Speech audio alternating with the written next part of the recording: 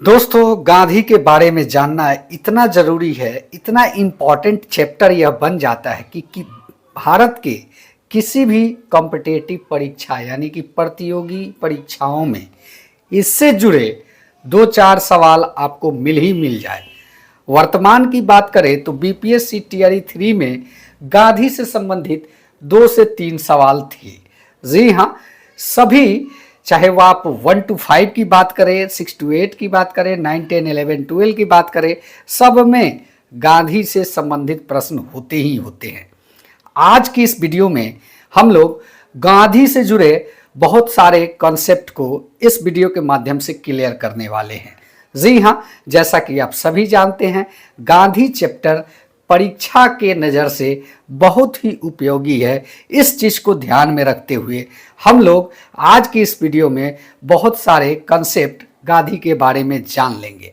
जी हाँ, इस वीडियो को आप लोग पूरा देखिएगा, अंत तक देखिएगा। वीडियो अच्छा लगे चैनल को सब्सक्राइब कीजिएगा।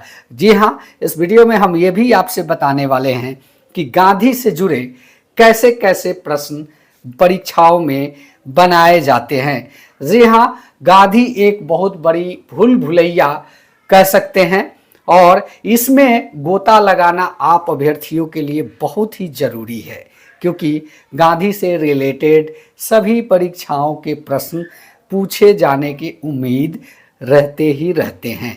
तो दोस्तों, इस वीडियो को आप लोगों से रिक्वेस्ट होगी कि कम से कम 3 मिनट जरूर देखिए, क्योंकि 3 मिनट में आपको पता लग जाएगा कि गांधी से जुड़े चीज़ों पे जानना आपके लिए कितना आवश्यक है। तो चलिए बिना देर किए हुए इस वीडियो की शुरुआत करते हैं और जानते हैं कुछ कंसेप्ट गांधी जी के बारे में।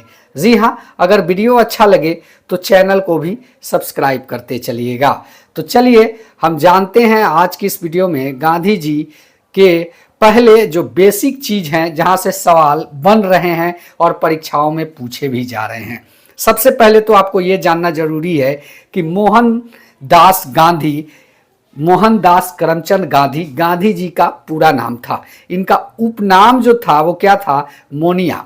जी हाँ, अगर सवाल बनता है तो मोहनदास करमचंद गांधी के बारे में तो लगभग सभी जानते हैं, लेकिन उपनाम के बारे में अगर पूछ दे तो यहाँ पे स्टूडेंट्स के फंसने के उम्मीद होते हैं। तो इसलिए मोनिया इनका उपनाम है, याद रखिएगा। और पिताजी का नाम जो था इन्हीं के नाम में छुपा रहता है, यानी कि करमचंद गांधी इनके पिता का नाम था। माता जी का नाम पुतलीबाई। जन्म इनका 2 अक्टूबर 1869।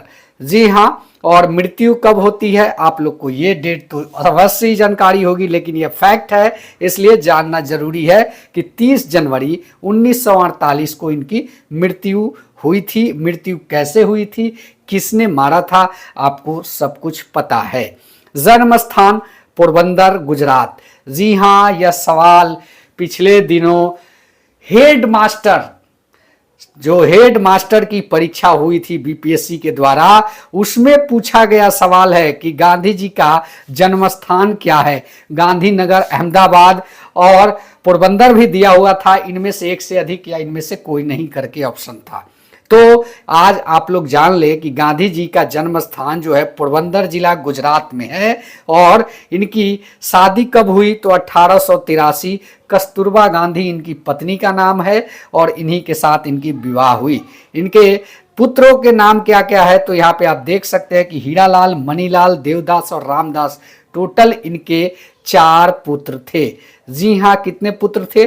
4 पुत्र थे। तो कहीं ना कहीं ये फैक्ट्स आपके लिए जरूरी है। और इनके राजनीतिक गुरु के बारे में वर्तमान टीआरई 1 to 5 की परीक्षा की बात करें तो इसमें पूछा गया सवाल है कि गांधी जी के राजनीतिक गुरु कौन थे।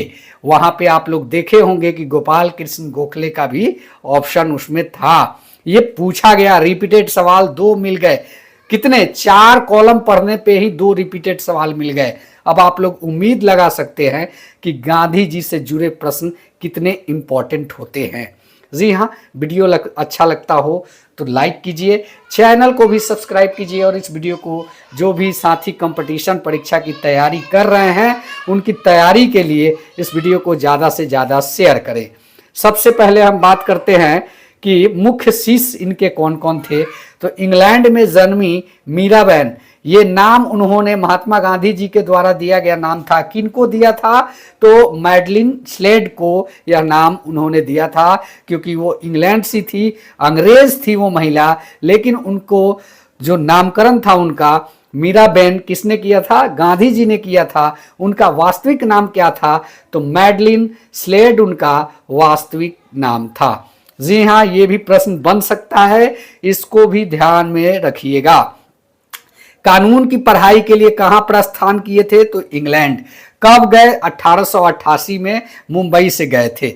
और कानून बैरिस्टर की डिग्री कब प्राप्त की? तो 1891 में। अब्दुल्ला के मुकदमे के सिलसिले में कहां गए? तो दक्षिण अफ्रीका गए हुए थे।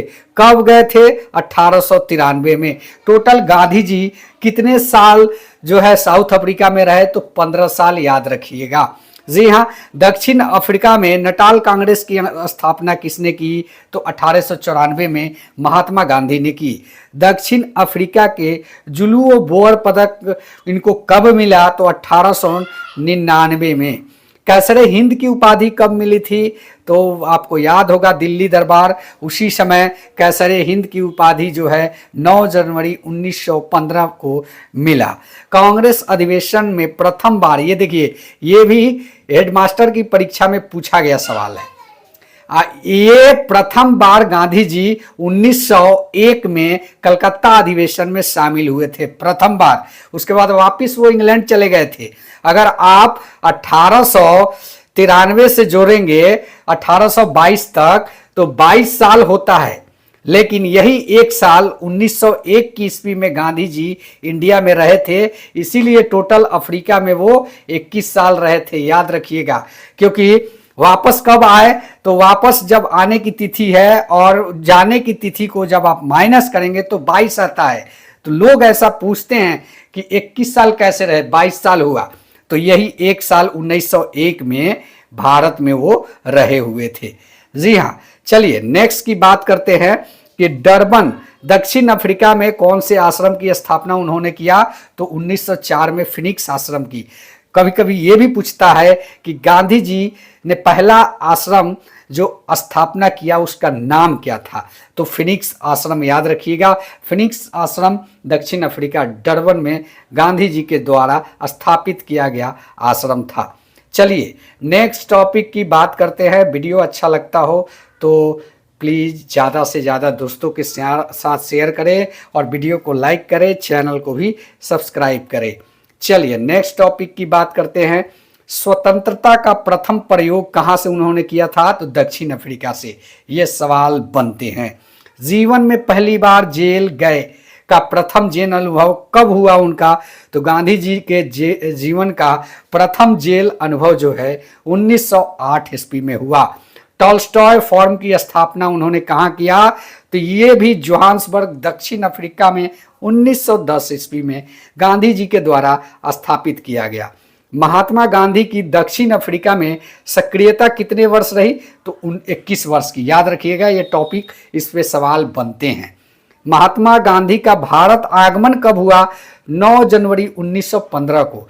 जी हाँ, और आते ही उन्होंने एक आश्रम की स्थापना की जिसका नाम था साबरमती आश्रम।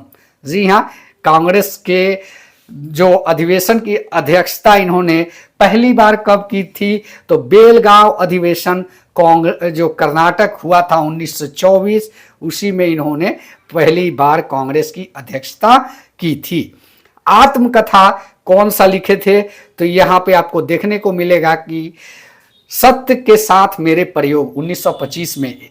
देखिए एग्जामिनर कैसे घुमाता है। यहां पे आप पढ़ रहे हैं सत्य के साथ मेरे प्रयोग, वहां पे लिख देगा कि माई एक्सपीरियंस विथ ट्रूथ। तो ऐसे ऑप्शन बोल के भी आता है, माई एक्सपीरियंस विथ ट्रू, ऐसा दे देगा अगर ऑप्शन तो उसको मारिएगा, क्योंकि इसका सही मीनिंग यही हिंदी में होता है कि सत्य के साथ मेरे प्रयोग। गांधी जी का सिद्धांत क्या था? सत्य और अहिंसा। अखिल भारतीय खादी बोर्ड की स्थापना कब हुई? 1923 में। अखिल भारतीय चरखा संघ की स्थापना कब हुई? 1925 में। ये सारी गांधी जी के द्वारा किया गया चीजें हैं। इनकी प्रमुख पुस्तकों के नाम भी पूछता है तो सत्य के साथ मेरे प्रयोग जो इनका जीवनी है, और उसके बाद इंडिया ऑफ माय ड्रीम्स ये जो है इन्होंने ही लिखा है। अनासक्ति योग इनका ही लिखा हुआ है। हिंद स्वराज 1909 में इनने लिखा, और गीता माता इन्होंने।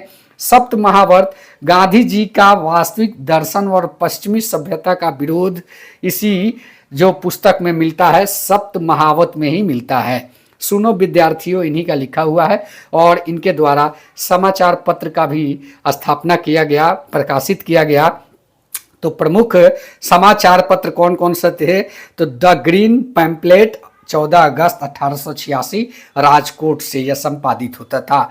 इंडियन ओपिनियन 1903 दक्षिण अफ्रीका में इसका जो है प्रकाशन दक्षिण अफ्रीका में होता था 1903 ईस्वी से।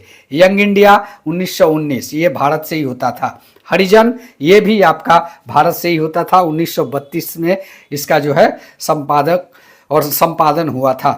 चलिए नेक्स्ट बात करें कुछ उपाधियों के बारे में। तो आप देखेंगे कि उपाधि और संबोधनकर्ता के समय कैसरे हिंद की उपाधि कब मिली इन्हें? तो प्रथम विश्व युद्ध के समय। भर्ती वाला सार्जेंट इन्हें कब कहा गया? प्रथम विश्व युद्ध के समय। और भंगी शिरोमणि इसे कब कहा गया? तो जो है गांधी के प्रवास के दौरान, जो दक्षिण अफ्रीका में गांधी थे उस समय। कूली बैरिस्टर कहाँ कहा गया था? तो एक अंग्रेज मजिस्ट्रेट के द्वारा दक्षिण अफ्रीका में ही कहा गया था। करमवीर दक्षिण अफ्रीका के जो सहयोगी थे इनके, वो इन्हें करमवीर कहा करते थे। सेवा का संत आश्रम अतिथियों के द्वारा, ये जो है अतिथि जो सेवा संत आश्रम, सेवाग्राम का संत आश्रम जो कहा जाता था, वो आश्रम के अतिथियों के द्वारा दिया गया नाम था। आधुनिक युग के अजात शत्रु डॉक्टर राजेंद्र प्रसाद कहा करते थे। तो दोस्तों उम्मीद करता हूं कि इस वीडियो में गांधी जी से संबंधित कुछ टॉपिक, यह वीडियो आपके इंटरेस्ट के जगाने के लिए हमने बनाया है।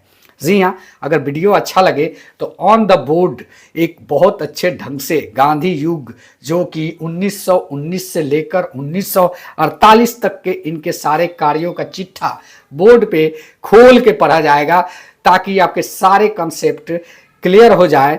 तो इस वीडियो को ज़्यादा से ज़्यादा लाइक कीजिए, और वो वीडियो चाहते हैं कि जल्द मिले तो प्लीज़ कमेंट करके बताइएगा।